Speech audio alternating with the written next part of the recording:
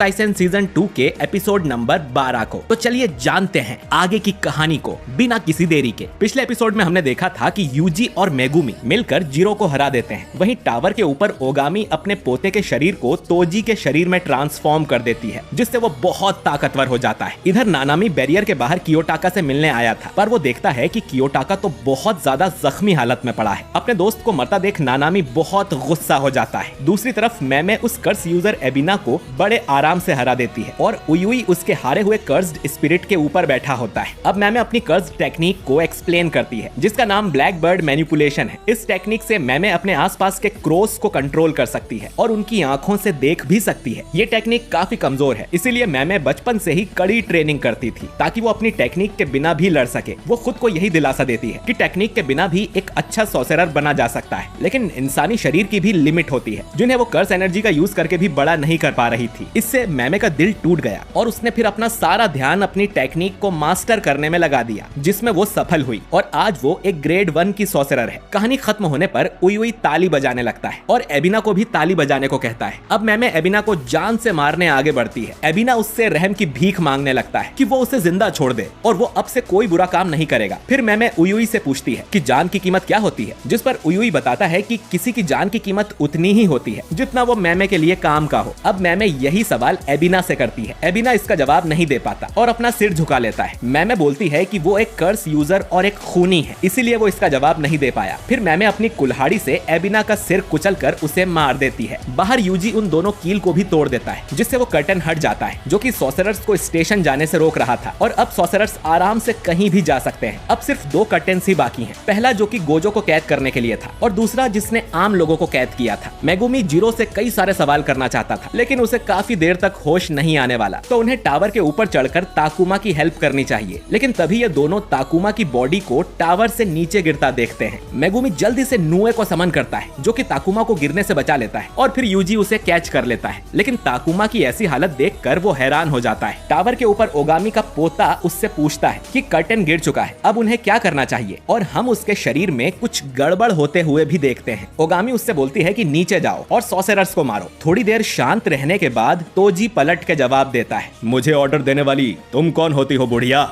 असल में शरीर के साथ साथ अब तोजी की आत्मा भी इसमें आ गई थी, यानी कि तोजी पूरी तरह से लौट आया था। ये देखकर ओगामी बुरी तरह से डर जाती है और उसे समझ नहीं आता कि ये कैसे हो गया, क्योंकि वो तो अपने काले जादू से हमेशा मरे हुए के शरीर को ही बुलाती थी, ना कि आत्मा को। तो तोजी की आत्मा इसमें कैसे आ गई? तोजी को भी समझ नहीं आता कि वो वापस जिंदा कैसे हो गया, लेकिन उसे लगता है कि उसके शरीर ने ओगामी के पोते की आत्मा को हरा दिया होगा। ओगामी बोलती है कि एक आत्मा शरीर से कैसे हार सकती है, ये तो नामुमकिन है। अब पलक झपकते ही तोजी ओगामी के पास जाता है और बोलता है कि तुमने आदेश दिया था ना सॉर्सरर को मारने का, पर तुम भी तो एक सॉर्सरर ही हो, तो मैं शुरुआत तुमसे ही करता हूँ। इतना कहकर तोजी ओगामी को मार देता है। इधर मेगुमी देखता है कि ताकुमा मरा नहीं था, लेकिन उसकी हालत बहुत खराब है। अब यूजी भी टावर के ऊपर जाके लड़ने की बात करता है, लेकिन मेगुमी उसे रोकते हुए कहता है कि अभी उनके लिए सबसे इम्पोर्टेंट गोजो है और क्योंकि कर्टन हट चुका है तो यूजी को तुरंत स्टेशन की ओर जाना चाहिए। मेगुमी ताकुमा को लेकर बैरियर के बाहर जाएगा ताकि वहाँ उसका इलाज हो सके। अब यूजी अपना दिमाग ठंडा कर मेगुमी की बात मान लेता है और स्टेशन की तरफ जाने लगता है। वैसे तो मेगुमी उसे अकेला नहीं भेजना चाहता था, पर उनके पास कोई और रास्ता नहीं है। यूजी कहता है कि वो चिंता ना करे और उसके साथ मेकामारू भी है, पर मेकामारू काफी समय से कुछ भी नहीं बोला था। मेगुमी यूजी को याद दिलाता है कि अगर वो फिर से मारा गया तो मेगुमी उसकी जान ले लेगा। इधर मैमे को भी पता चल जाता है कि कर्टन हट चुका है, तो वो भी स्टेशन की तरफ जाने लगती है और सोचती है कि गोजो को बचाने के लिए पता नहीं उसे कितना बड़ा इनाम मिलेगा। ये सोचकर ही वो खुश हो रही थी। इससे कुछ दूरी पर ही सूडोगेतो इनका इंतजार कर रहा था। ऊपर माकी की टीम ट्रांसफिगर्ड ह्यूमंस को मार रही थी। उन्हें पता चलता है कि बैरियर के बाहर कोई उनके मैनेजर्स पे हमला कर रहा है, तो माकी नोबारा और अकारी को बैरियर के बाहर जाने को बोलती है और यहाँ वो अकेली सब संभाल लेगी। वो आलसी नाओबितो भी यहीं था। नोबारा और अकारी को बैरियर से बाहर आते ही वो कर्स यूजर हारुता मिल जाता है, जो कि सारे मैनेजर्स को मारता फिर रहा था। वो अकारी को देख खुश होता है, क्योंकि अब तक वो सारे मेल मैनेजर्स को मार के थक गया था। नोबारा अकारी से कहती है कि वो कहीं पे छुप जाए और मौका मिलते ही यहाँ से भाग ले। हारुता इनकी तरफ अपनी तलवार फेंक कर मारता है, जिसे नोबारा अपने हथौड़े से रोक लेती है। अकारी अब यहाँ से भागने लगती है और नोबारा हारुता पर अटैक कर देती है। हारुता उसके अटैक से बचते हुए पूछता है कि वो पहले भी मिल चुके हैं ना।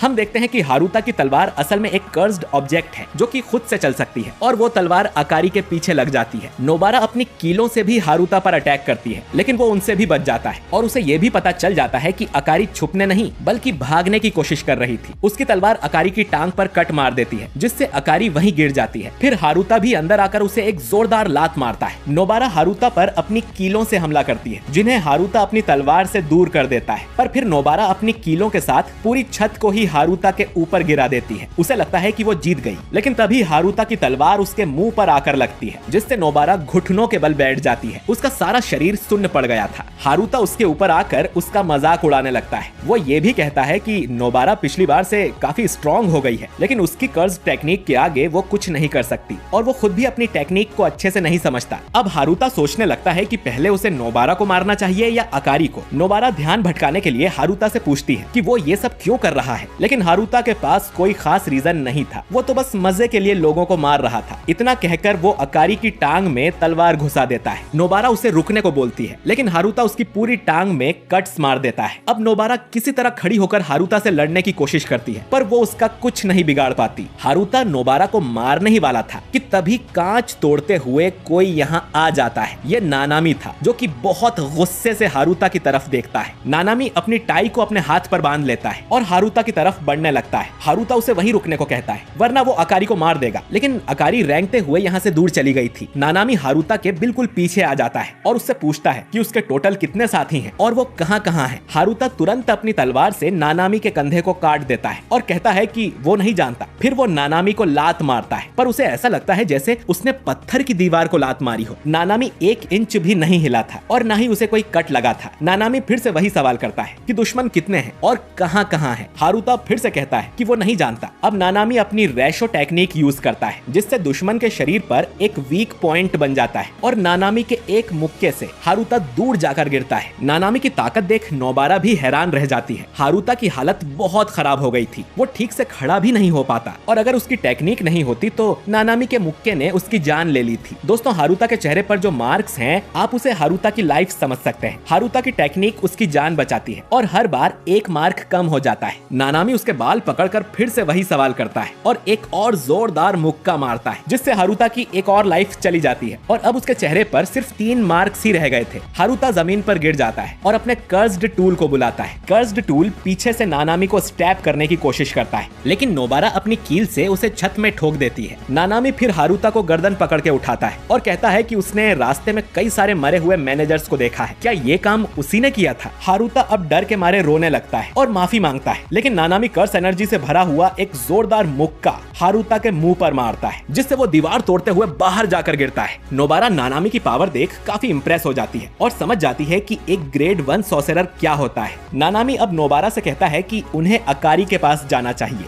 इधर अंडरग्राउंड टनल में सूडो गेतो और मैमे आमने सामने आ जाते हैं। मैमे को भी यकीन नहीं होता कि गेतो जिंदा है और वो समझ जाती है कि ये जरूर कोई बहरूपिया है। दोनों अब लड़ने के लिए तैयार हो जाते हैं और सूडो गेतो अपनी टेक्निक से एक स्पेशल ग्रेट कर्स स्मॉल पॉक्स डीएटी को बाहर निकालता है। मैमे कर्स मैनिपुलेशन टेक्निक देखकर चौंक जाती है और अब उसे भी डाउट होने लगता है कि क्या सच में ये गेतो ही है। सूडो गेतो बताता है कि पिछले साल की नाइट परेड की वजह से उसके पास ज्यादा कर्स स्पिरिट्स नहीं बचे हैं, लेकिन जितने भी हैं वो बहुत पावरफुल हैं। इसके बाद सूडो गेतो यहाँ से जाने लगता है और मैमे से कहता है कि अगर वो इस कर्स को मार पाई तो वो लोग फिर मिलेंगे। ये कर्स स्पिरिट तुरंत ही अपना डोमेन एक्सपेंशन कर लेता है और मैमे एक कॉफिन के अंदर बंद हो जाती है। फिर इस कॉफिन के ऊपर एक बड़ा सा पत्थर आकर गिरता है। अब वो कर्स 3, 2, 1 की उल्टी गिनती शुरू कर देता है, लेकिन उसके पूरा होने से पहले ही मैमे उस पत्थर को काट कर बाहर आ जाती है। उयुई शुरू में तो डर गया था, लेकिन अब वो खुश हो जाता है क्योंकि मैमे बाहर आ गई थी। मैमे कर्स की तारीफ करते हुए कहती है कि उसे तो याद भी नहीं कि आखिरी बार उसे जान का खतरा कब हुआ था। इधर नानामी नोबारा और अकारी को बताता है कि कियोटाका ठीक हो जाएगा और उससे जो बन पड़ा उसने किया है। वो इन्हें गोजो के सील होने वाली बात भी बताता है क्योंकि इन्हें यूजी की चीख नहीं सुनाई दी थी। नानामी इन दोनों को यहीं रुककर आराम करने को बोलता है और वो खुद वापस बैरियर के अंदर जा रहा है। नोबारा साथ में चलने को कहती है, लेकिन नानामी साफ मना कर देता है क्योंकि अब ये लड़ाई सिर्फ ग्रेड 1 या उससे ऊपर के